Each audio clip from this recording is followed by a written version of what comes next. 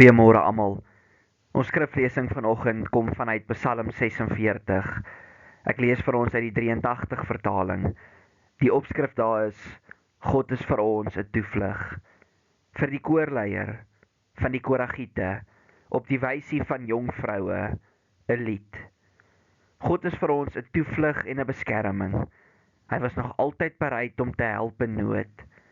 Daarom is ons nie bang nie, al gee die aarde pad, al skuif die berge tot in die dieptes van die see, al druis en skuim die waters van die see, al skud die berge deur sy onstuimigheid, Sela.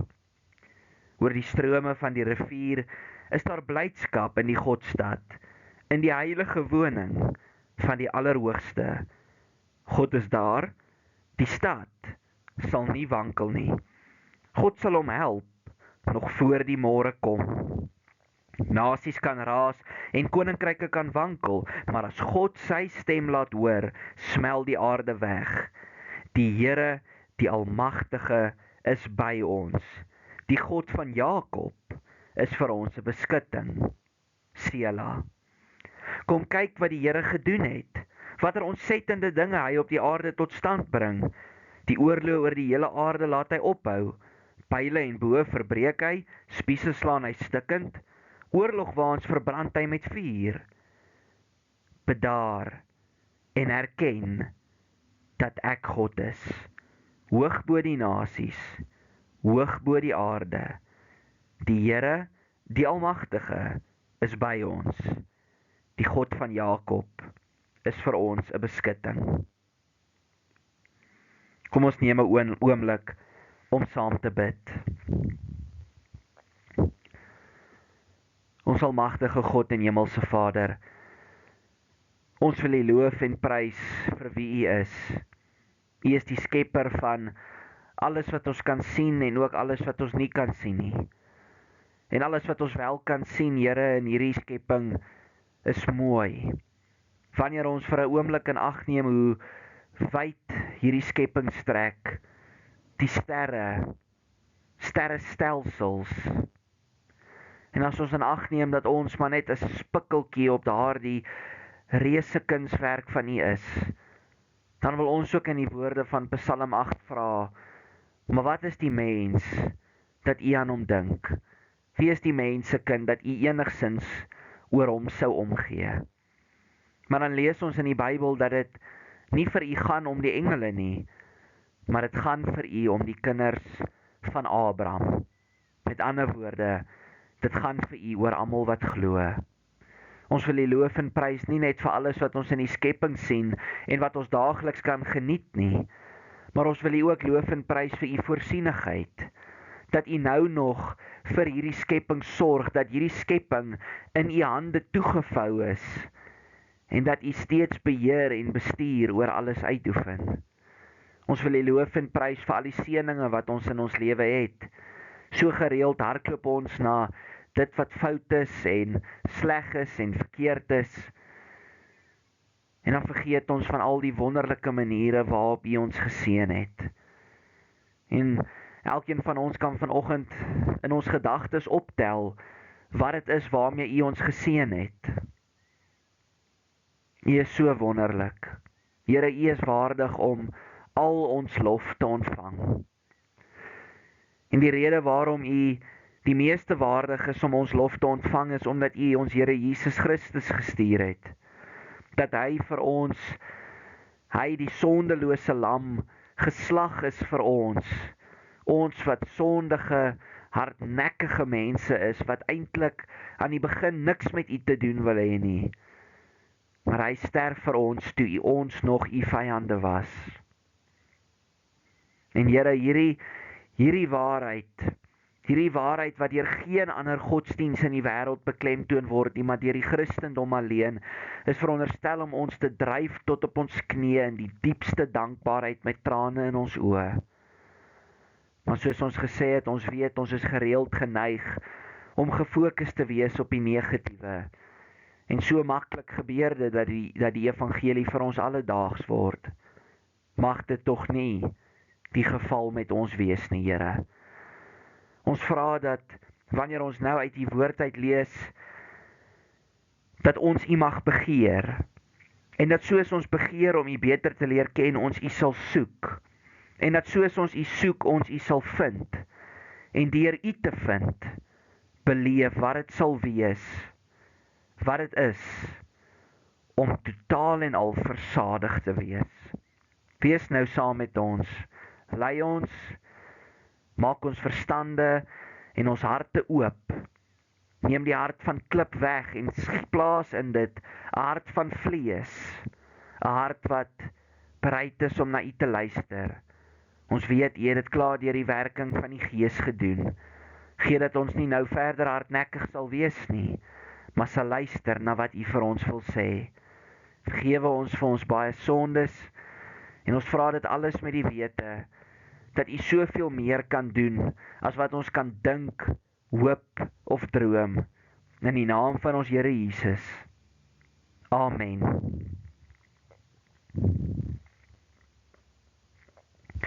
Geliefdes in ons Here Jesus Christus, ek dink elkeen van ons weet hoe dit voel om in 'n krisissituasie te wees.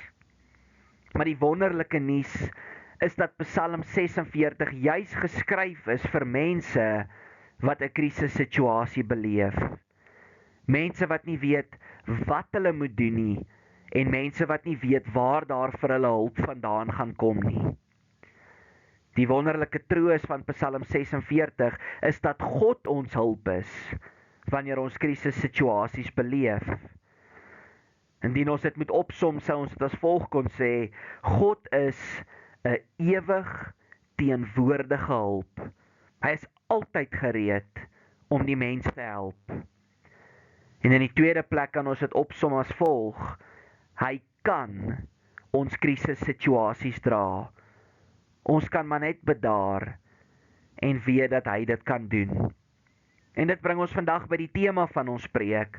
Die hele preek kan saamgevat word in een wonderlike sin: God is 'n ewig teenwoordige hulp.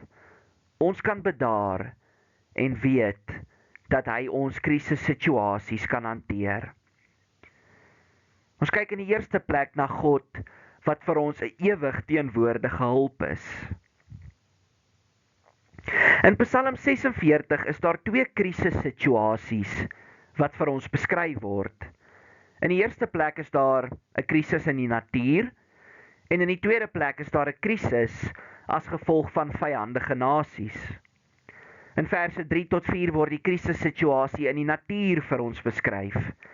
Dinge wat veronderstel is om stewig en standvastig te wees, is ewe skielik nie meer nie.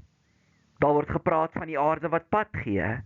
Daar word gepraat van berge wat wegwankel in die see. Daar word gepraat van die berge wat skud. Daar word gepraat van die onstuimigheid van die see. Die dinge wat hier beskryf word, moet ons besef is baie katastrofies. Nou baie kenners van hierdie psalm is selfs van die oortuiging dat daar hier van die laaste oordeel van die Here gepraat word, maar ons het nie genoeg inligting om dit te kan bevestig nie. Wat ons wel kan sê is dat die digters, die Koragiete, iets vreeslik beskryf. Dit is iets wat 'n groot bedreiging is. Dit is 'n krisissituasie. En tog, broers en susters, sê die Koragiete dat ons nie bang hoef te wees nie. In verse 7 tot 10 word daar van nog 'n krisissituasie gepraat, en hierdie keer is dit vyandige nasies. Nou ons weet nie presies wat die konteks van Psalm 46 is nie, maar dit is moontlik dat daar hier verwys word na vyandige nasies wat die stad Jerusalem wou binnestorm. En tog sê die Koragiete dat dit hulle nie bang hoef te maak nie, maar meer hieroor later. Wat vir ons in hierdie hele psalm beskryf word, is die God wat krisissituasies kan hanteer. Let bietjie op watter woorde gebruik word om die Here te beskryf. En 'n mens sien dit raak wanneer jy die psalm in verskillende vertalings lees. Hy is 'n toevlug, hy is 'n beskerming, hy is 'n altyd teenwoordige hulp. Hy veroorsaak blydskap, hy is teenwoordig, hy help. Hy is die Here van die leerskare en die God van Jakob. Hy is vir ons 'n beskutting. En hierdie dinge wat ons lees is nie maar net woorde nie. Nee, in al hierdie woorde lê daar vir ons iets wonderliks opgesluit. God is in die eerste plek vir ons 'n toevlug. Dit beteken dat ons by hom absoluut veilig is. Maak nie saak wat in die natuur gebeur nie. Maak nie saak hoe vyandig volke om ons is nie en hoe hulle te kere gaan nie. Die Here is altyd soos 'n veilige hoogte of soos 'n baie stewige rots waarna jy toe kan ontsnap wanneer jy bang en oorweldig voel. Wanneer jy voel, maar weet jy wat? Dinge raak nou vir my net een te veel. By hom kan ons tot rus kom. Maak nie saak wat in ons lewens of om ons aan die gang is nie. Die Here is verder vir ons 'n beskerming. Ons kan dit ook vertaal en sê die Here is vir ons 'n sterkte of 'n krag. Nie net is die Here die een waarheen ons kan vlug wanneer dinge te veel raak nie, maar hy is die bron van ons krag. Ons kry ons lewenskrag by hom. Laat ons dink aan Paulus se woorde in 2 Korintiërs 12 waar hy sê dat wanneer ons swak is ons eintlik sterk, want dan werk die Here se krag in ons. Die Here is ook 'n ewig teenwoordige hulp. Eintlik som hierdie die hele Psalm baie mooi op. Die Here is iemand wat by ons uitkom. Hy vergeet nie van ons nie en hy laat nooit na om ons te help nie. In verse 5 en 6 word daar ook merkwaardige dinge van die Here bekend gemaak. Daar word gepraat van strome van die rivier wat blydskap vir die Godstad bring. Nou wat beteken dit want dit klink so bietjie kripties. Wel, die stroompies verwys waarskynlik na kanale wat gegrawe is, sodat daar water kon vloei na die mense se gewasse in Jerusalem. En hierdie stroompies het baie vir 'n volk beteken, indien hulle mure deur vyande omring is. Want indien die vyande die stad se mure omring het, was dit eintlik klaar met hulle, daar was geen hoop nie. Maar indien hulle stroompies water gehad het, was daar hoop. Die mense kon maar die mure omring het, want die mense aan die binnekant het 'n bron van lewe gehad. En hierdie stroompies is so in teenstelling met die woeste golwe wat in vers 4 vir ons beskryf word. Anders as hierdie golwe wat simbole van gevaar is die stroompies simbolies van lewe en hoop. En dit te midde van 'n krisissituasie. Nou ons kan nie oor hierdie stroompies wat die Godstad bly maak praat sonder om te praat oor die drie-enige God self nie. Die baie bekende prediker Charles Spurgeon sê dat hierdie stroompies, hierdie rivier wat die Godstad bly maak, uiteindelik verwys na God self, God die Vader, God die Seun en God die Heilige Gees. In Jeremia 2 vers 13 noem God homself die bron van lewende water.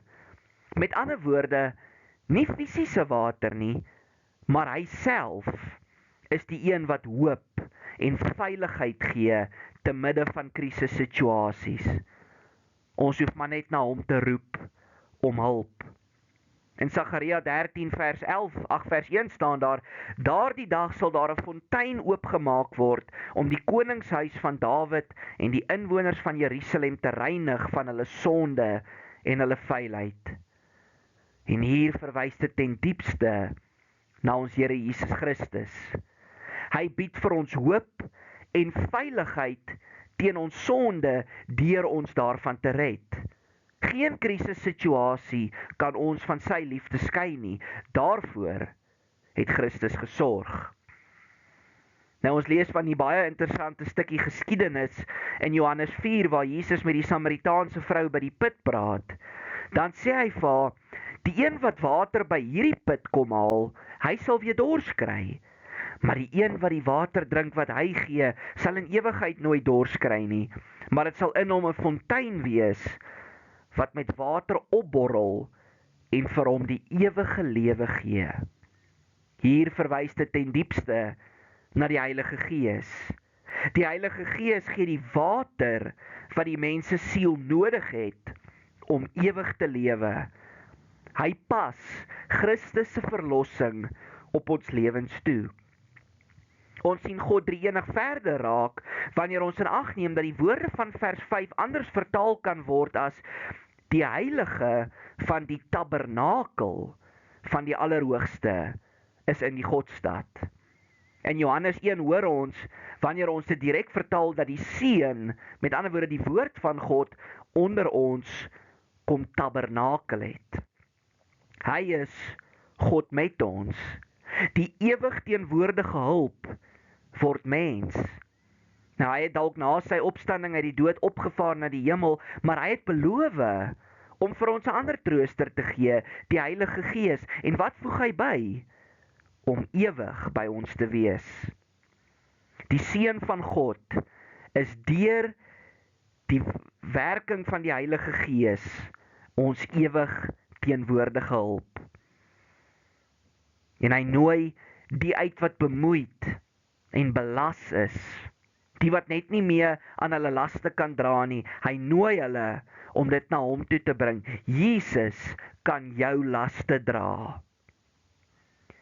Nou, 'n rivier het dalk destyds veiligheid en hoop beteken vir mense binne 'n stad wat deur vyande aangeval is. Maar vir ons as gelowiges is God drie-enig ons bron van veiligheid en hoop. Want hy bied vir ons beskerming teen ons grootste vyand. Ons dink baie keer ons grootste vyand is ons omstandighede, maar dis nie die geval nie. Ons grootste vyand is die Satan, die wêreld en ons sondige natuur. En tog ook nie net bied hy veiligheid teen hierdie dinge nie, hy help ons wel ook wanneer ons oorweldig voel. Wanneer ons bang voel in ons land of in 'n woonbuurt, wanneer dit voel asof dinge skeefloop, wanneer dit voel asof een tragedie op die ander ons tref. Soos water altyd gereed is om 'n mens se fisiese dors te les, is God drie-enig 'n altyd teenwoordige hulp vir ons in ons krisissituasie, wat daardie krisissituasie ook al mag wees. Nou broers en susters, ons het al baie daaroor gepraat en julle wonder dalk wanneer hou ek op daaroor praat, maar ons kan nog verder oor hierdie strome van die rivier praat. In die laaste hoofstuk van die Bybel, Openbaring 22, lees ons van die rivier met water van lewe. Dit stroom uit die troon van God en die Lam, met ander woorde Jesus Christus. En dan lees ons tussen die hoofstraat van die stad aan die een kant en die rivier aan die ander kant staan die boom van die lewe en sy blare bring genesing vir die nasies. Wat 'n wonderlike vooruitsig. God drie-enig is in hierdie huidige bose wêreld reeds 'n ewige teenwoordige hulp. Maak nie saak wat ons krisissituasie is nie, maar ons het nog meer om op te hoop. Ons kan uitsien na 'n tyd waar daar rustige strome vloei, wat die boom van die lewe voed, wat vir ons genesing bring. Geen meer krisissituasies nie, geen meer vyande nie, geen meer trane nie, net genesing. Nou broer of suster, as jy nie alreeds op hierdie oomblik kan raak sien dat God 'n ewig teenwoordige hulp is nie, laat ons nog verder gaan. Daar word gesê dat God teenwoordig is in die Godstad. En dan word daar bygevoeg dat hy die stad help nog voor die môre kom. In die 53 vertaling staan daar as die dag aanbreek. En hier kan ons nie anders nie as om te dink aan die Rooi See gebeurtenis in Eksodus 14. Hier het die Here die see laat terugvloei oor die Egiptenare sodat hulle verdrink het. En wanneer het hy dit gedoen? Teen dagbreek. Maar hoekom is dit merkwaardig? Dit beteken dat God altyd op presies die regte tyd ons help, die tyd wat hy bepaal het. Die nag is gewoonlik die donkerste net voor die son opkom. En baie keer net wanneer ons dink, dinge kan nie erger word nie, dit kan nie donkerder nie, my krisissituasie kan nie erger nie, ervaar ons dat hy 'n ewig teenwoordige hulp is. En nou moet ons onthou, hy verlos ons dalk nie altyd van ons omstandighede nie, maar hy gee vrede hier binne ons. Daardie vrede wat alle verstand te bowe gaan, te midde van ons krisissituasies. En dit, broers en susters, is genoeg. Benodig jy dalk nog bewyse dat God 'n ewig teenwoordige hulp is? Goed dan, laat ons kyk na vers 8. Hier word die Here genoem die Here van die leerskare. Die Here word uitgebeeld as 'n krygsman koning, die koning wat voor sy soldate stap. En hy doen dit ook vir ons. Hy laat nie ons krisissituasies alleen hanteer nie. Hy stap voor ons. Hy veg vir ons. Hy is ons generaal. Verder word hy die God van Jakob genoem. Met ander woorde, hy is die God van die verbond. Hy is die een wat getrou bly aan sy beloftes. En dan dink ons aan wat staan in Romeine 8. As hy sy enigste seun nie gespaar het nie, dan beteken dit dat hy werklik 'n ewig teenwoordige hulp is. As hy sy enigste seun nie gespaar het nie, sal hy nie ook verder alles aan ons gee wat ons nodig het nie. Ja, in die woorde van vers 8 is God vir ons 'n rotsvesting. Hy is soos 'n veilige gebou waar ons kan gaan skuil totdat die onheil verby is. Hy is soos 'n hoë plek, hoog op 'n berg, waar ons veilig is teen die aanvalle van die duiwel, ons omstandighede en die angste wat ons harte wil oorneem. Ons het nou vir baie lank gepraat oor wie die Here is en wat hy doen. Maar die vraag wat nou op ons lippe moet hang is, wat word van ons verwag? En dit is waarna ons nou gaan kyk. In vers 11 hoor ons die merkwaardige woorde, bedaar en erken dat ek God is, hoog bo die nasies, hoog bo die aarde. Die 53 vertaling vertaal dit ook baie mooi. Laat staan en weet dat ek God is. Ek sal hoog wees onder die nasies, hoog op aarde. Nou hierdie woorde is beide 'n waarskuwing en 'n uitnodiging. Dis in die eerste plek 'n waarskuwing vir God se vyande. Aan enige iemand daar buite wat dink, of dit nou 'n politieke leier is, of dit nou 'n party is, of dit nou 'n wreedaard is, enige iemand wat dink, hulle kan te kere gaan soos hulle wil, en daar is geen grense aan hulle boosheid nie. Die Here sal oor hulle triomfeer. En nou kan ons vir 'n oomblik dink oor al die boosheid wat ons in hierdie land beleef. Politieke korruptheid, onveilige omgewings, wat ook al dit mag wees. Al hierdie dinge kan ons maklik in die versoeking lei om te dink dat God nie eintlik regtig in beheer is nie. Maar dit kan egter nie verder van die waarheid af wees nie. En ons weet dit, want die skrif sê so. Ons hoor dit hier in vers 11. Die Here sê aan alle wêreldleiers, aan alle regerings, aan alle bose mense dat hulle nou moet begin bedaar. Hulle moenie die fout maak om te dink dat hulle kan doen net wat hulle wil nie. Inteendeel, hulle kan nie verder gaan as wat hy toelaat nie. Wanneer hy besluit, dit is genoeg, dan is dit genoeg. Verder kan hulle nie roer of beweeg nie. En wanneer die Here dit goed dink, dan laat hy oorloë oophou. Mense is naïef en simpel genoeg om te dink dat hulle spiese en hulle boë kan standhou teen die Almagtige. Maar die Here lag vir mense wat so in opstand teen hom kom. Hulle is soos niks voor hom nie. Nou dit mag baie keer lyk asof hulle vir 'n tyd lank seevier. Dit mag dalk lyk asof daar geen perke aan hulle boosheid is nie. En ons verstaan nie altyd waarom die Here nie dalk al vroeër ingegryp het nie. Maar ons moet vertrou dat sy wysheid beter as ons sin is.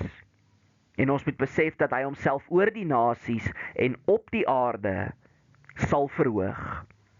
Hy sal wys dat hy verhewe bo dit alles is. Ons moet onthou, ons lewe in die reeds, maar die nog nie. Die Here bepaal vandag al dat volke en bose mense nie verder sal gaan as wat hy toelaat nie. Maar wanneer ons Here Jesus terugkeer, dan sal die oordeel oor hulle finaal wees. En almal wat nie in sy naam geglo het nie en boosheid geoefen het, sal in 'n vuuroond gegooi word waar hulle op hulle tande sal kners. Hulle sal ten volle sien dat die Here nog altyd in beheer was. Maar dan is vers 11 nie net 'n waarskuwing aan bose nasies nie. Dis 'n uitnodiging aan God se kinders. 'n Uitnodiging om te bedaar van al jou sorge. Die woorde bedaar is baie interessant. Dit dra die idee van iemand wat iets baie styf in sy hand vashou en dit nie aan die Here wil oorgee nie. En dan sê die Here vir so iemand, maak oop jou vuis wat jy toehou. Los dit. Laat val dit op my skouers. Besef dat jy nie God is nie, maar dat ek God is. En nou dink vir 'n oomblik bietjie na oor wat swaar op jou hart weeg op die oomblik. Dalk worstel jy met erge angs. Dalk voel jy vreeslik depressief vanweë iets wat gebeur het. Dalk is jy bang om te woon in die land waarin jy woon. Dalk is jy bang vir die toekoms. Dit kan enigiets wees. Vrese, bekommernisse, angste, hartseer. Kyk na die prentjie op die bord. Al daai bagasie wat jy saam met jou neem. Die Here sê bedaar. Erken dat jy nie God is nie, maar dat hy is. Jy hoef nie soos 'n besetene jou laste te dra nie. God kan en wil dit vir jou dra. Sy skouers is breë genoeg. Lê dit neer by die kruis. Hy kan jou krisissituasie hanteer. Om af te sluit. In die wêreld waarin ons leef, is dit soms moeilik om te glo dat God 'n ewig teenwoordige hulp is. Dit voel op tye asof God ons aan onsself oorlaat. Maar ons moet vertrou dat, omdat ons sondig is, ons ook gereeld sondige gedagtes van die Here kan hê. Daarom dat ons onsself gereeld moet herinner aan wie die Here werklik is. Hy is 'n ewig teenwoordige hulp. En ons moet bid dat die Heilige Gees ons angstige harte in staat sal stel om te glo dat dit waar is. Hy is 'n ewig teenwoordige hulp en hy kan en hy wil jou laste dra sodat jy met rustigheid, kalmte en vrymoedigheid die koninkryk kan uitbrei. Toe 'n sekere man oor see met die naam George Miller in die verlede gevra is hoe hy so kalm kan bly te midde van die verskriklike besige dag wat hy voor hom het hy geantwoord: ek het vanoggend 60 dinge op die Here se skouers geplaas. Mag ons dit ook doen, broers en susters. Amen. Kom ons bid saam.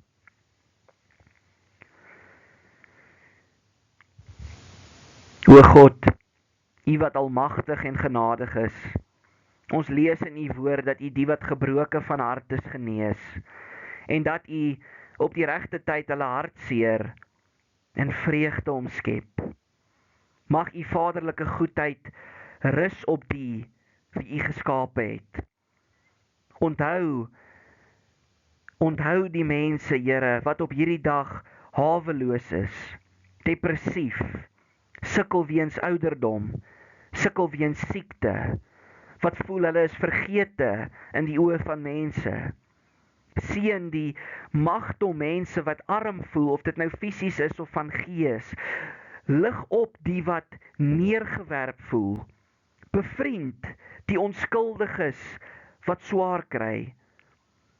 En heilig hulle, Here, van al hulle sondes.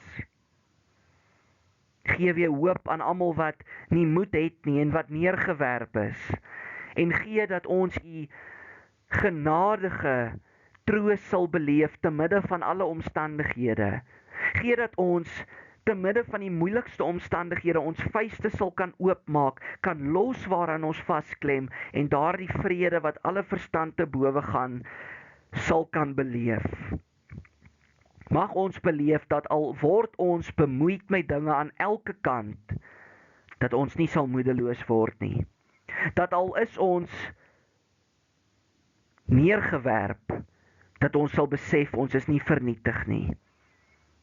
Skenk hierdie aan ons, o Hemelse Vader, op grond van die een wat in alle opsigte arm geword het ter wille van ons, u seun, ons redder, Jesus Christus. Amen.